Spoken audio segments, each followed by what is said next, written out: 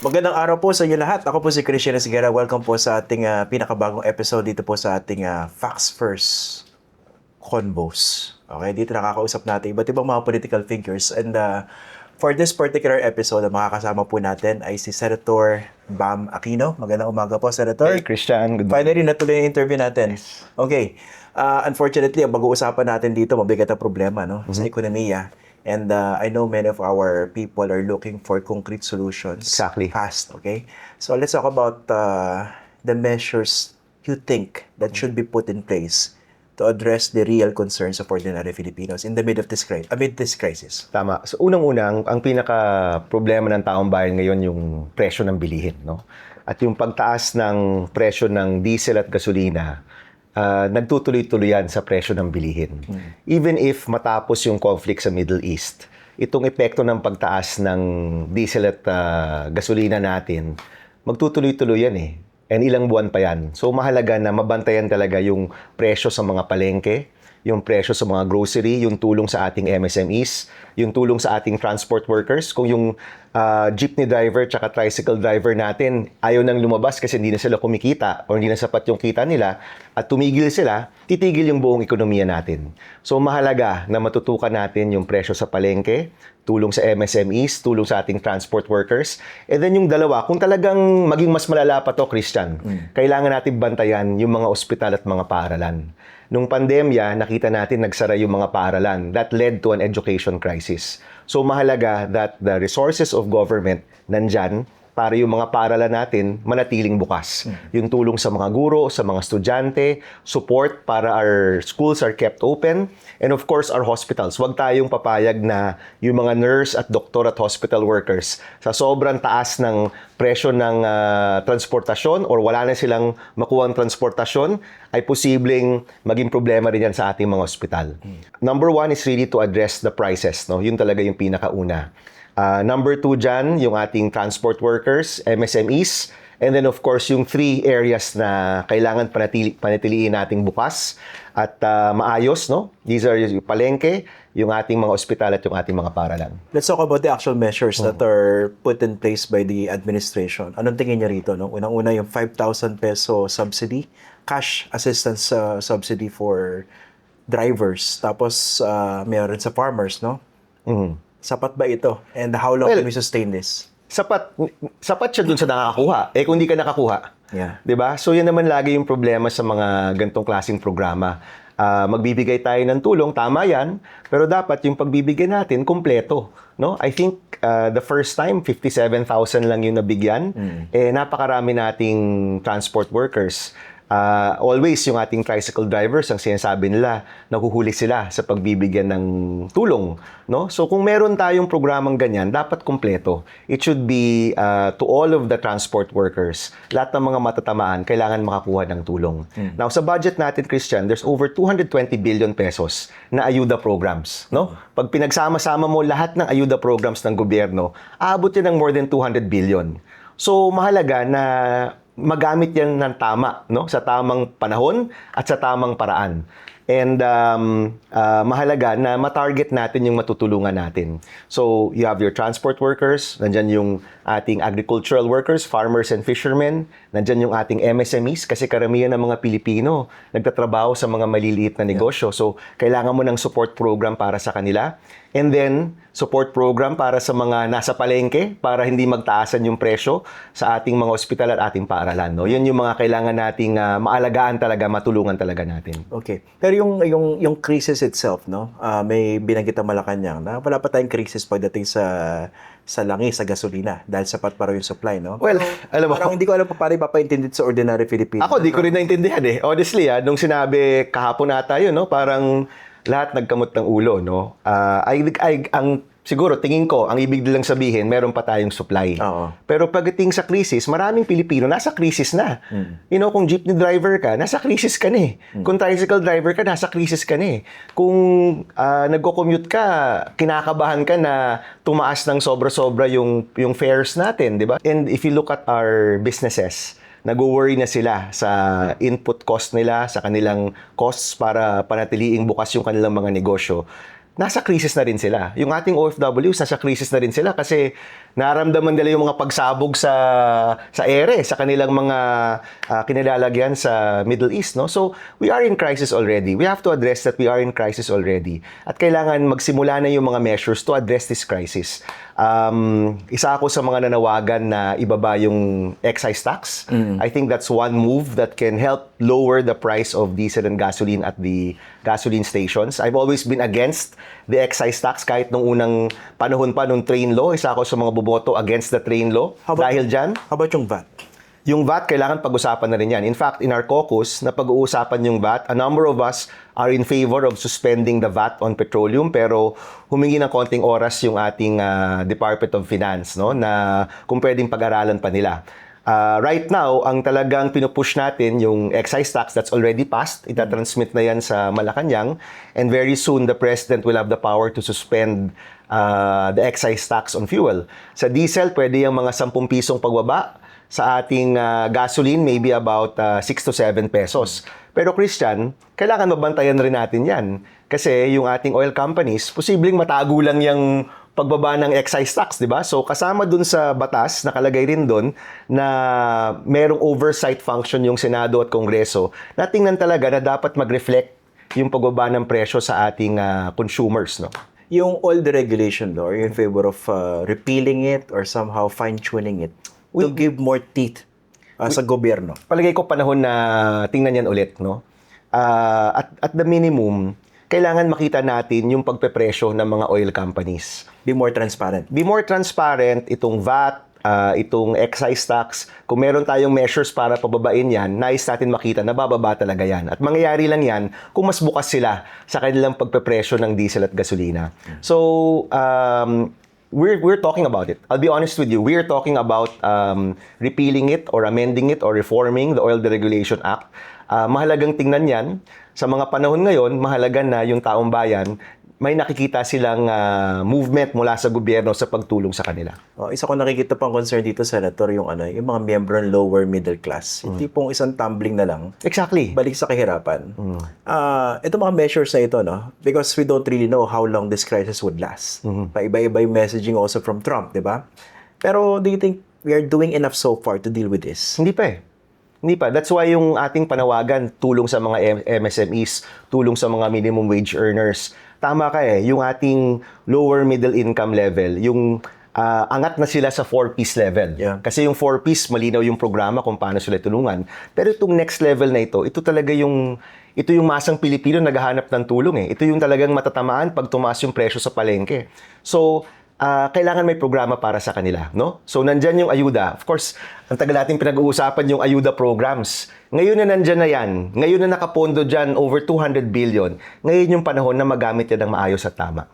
Yung state of emergency, no? You're advocating for that. How soon mararamdaman yung epekto? Well, pag may state of emergency ka kasi, Christian, pwede ka maglagay ng price ceiling sa essential goods, no? That's really, I think, yung pinakapangunahing hinahanap natin dyan. Alam ko rin may mga ibang powers that you can exercise para masigurado yung supply ng langis sa merkado, no? So, these two measures talaga yung nakikita natin. Pero yung pinakamahalaga sa taong bayan, yung may price ceiling tayo sa essential goods habang nangyayari itong pagtaas ng presyo ng diesel at gasolina. Okay. Meron tayong dalawang malaking problema na nakikita ko po, no? Of course, mas malaking problema sa ekonomiya, yung crisis. Pero at the same time, we're also dealing with the political issues, no? I'd like to get your thoughts on this, no? May mga nagsasabi kasi na bawasan na yung pag-uusap tungkol sa politika. Kasi dapat ang problema natin yung ekonomiya. Nasa inyo yan.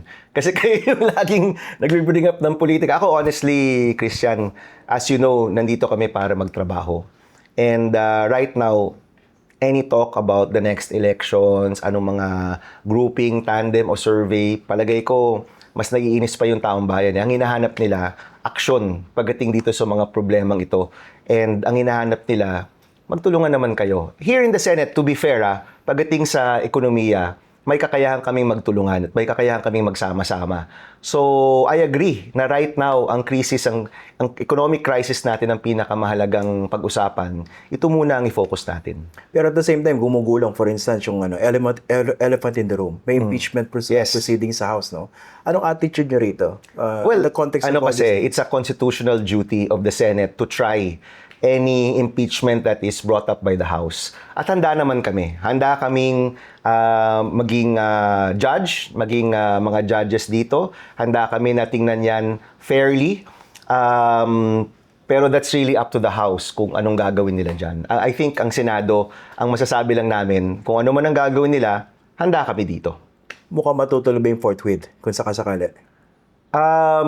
We should follow the Constitution, Christian. That's been my position ever since, no? So kung yan ay aabot sa amin, may tungkulin kami na ituloy yan, no? Pero kung kailan yan na pupunta dito or anong plano, nasa Kongreso yan. Pero what do you think of the end or proposition by the Duterte supporters sa tipong sinasabi nila, huwag na pag-usapan itong impeachment. Ang problema itong issue ng ekonomiya. Well, sa taong bayan, ang problema talaga ng ekonomiya ang pinakaunang doon. But that's really up to Congress. Desisyon yan ng Kongreso. At alam mo naman kami dito, may parliamentary courtesy kami.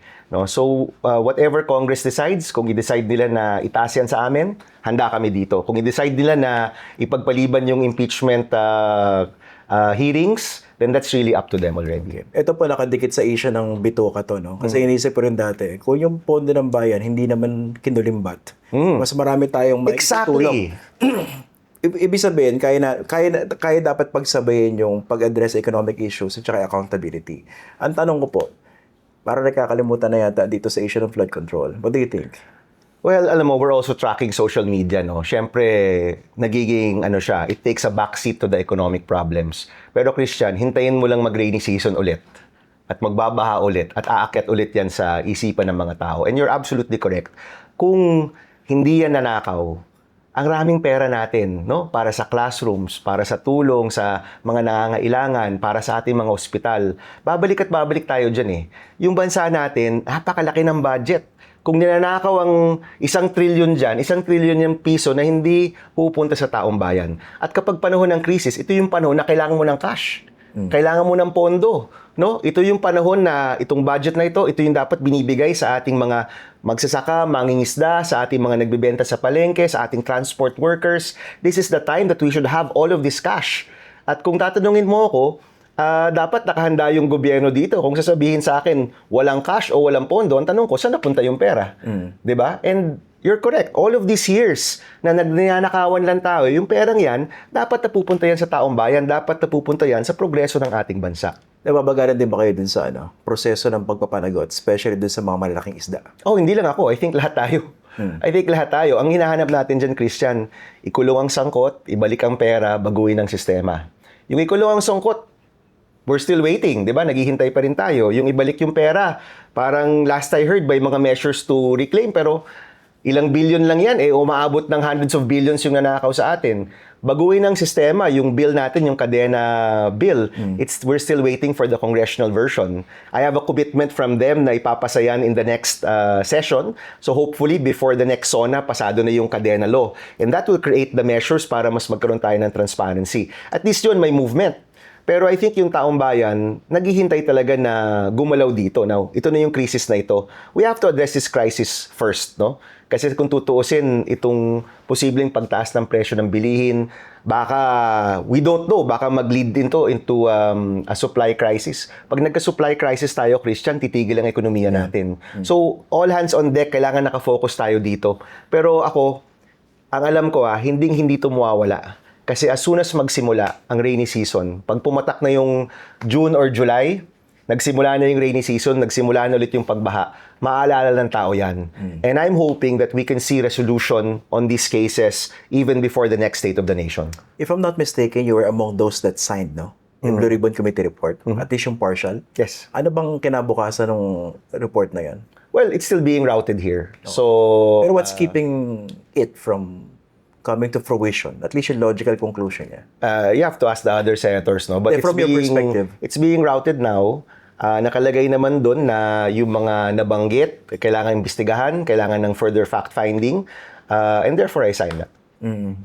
Would you agree na itong problema natin na kinakaharap ngayon, this would somehow define our future, especially in 2028? Well, alam mo, ang rami kasi nangyayari sa...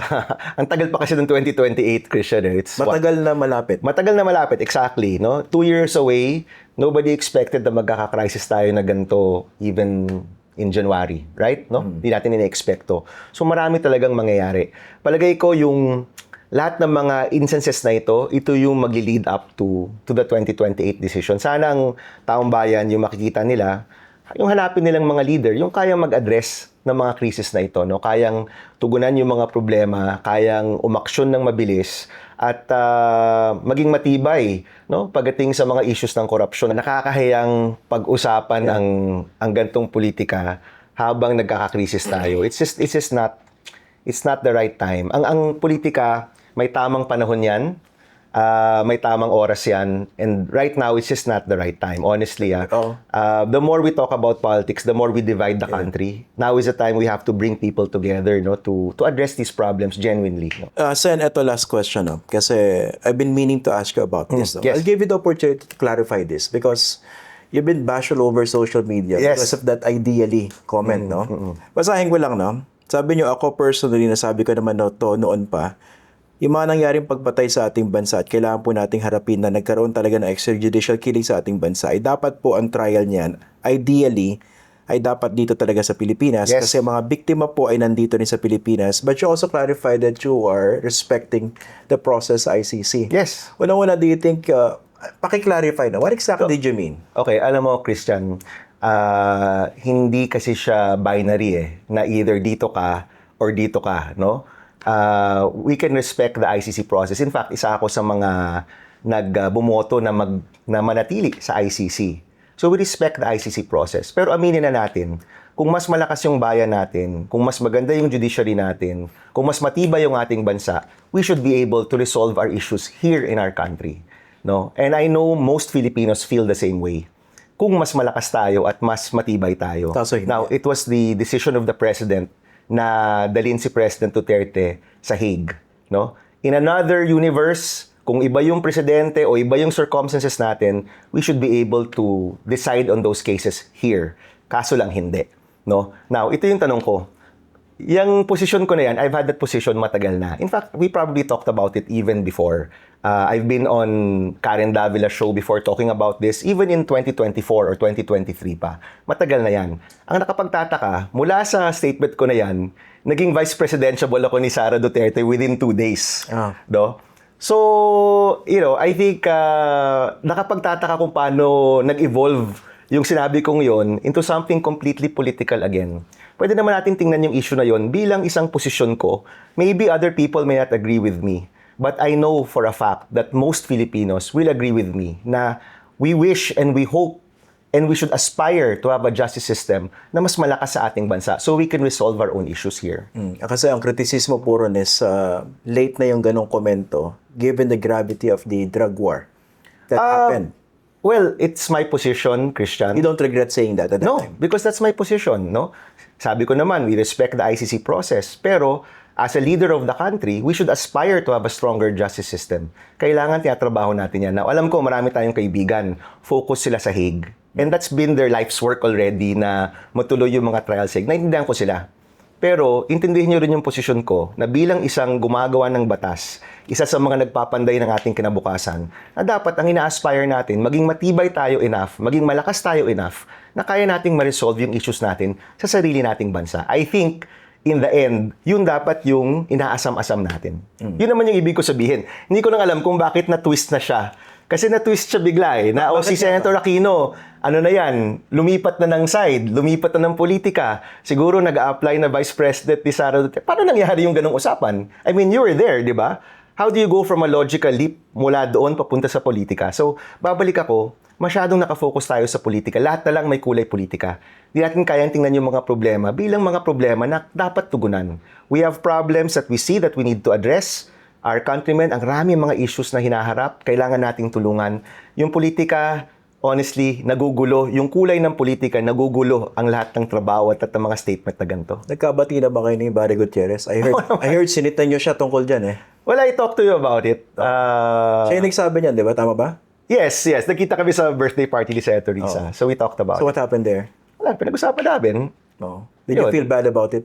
Well, yung pinag-usapan namin is really up to me and Barry. And clarify ko lang na paano nangyari yun na mula sa isang simpleng statement, suddenly nagbago na yung politika natin. No? So, ako, Christian, honestly, too much airtime on this issue. It's really done. It's finished already. Ang kailangan natin bigyan ng pansin talaga, yung pangangailangan ng taong bayan. That's really the focus, no? Senator Ba, maraming salamat Thank for you. joining us. Salamat. Thank you. Yan po yung ating latest Facts First Convo. Kasama po si Senator Bam Aquino. Magandang araw po sa inyo lahat.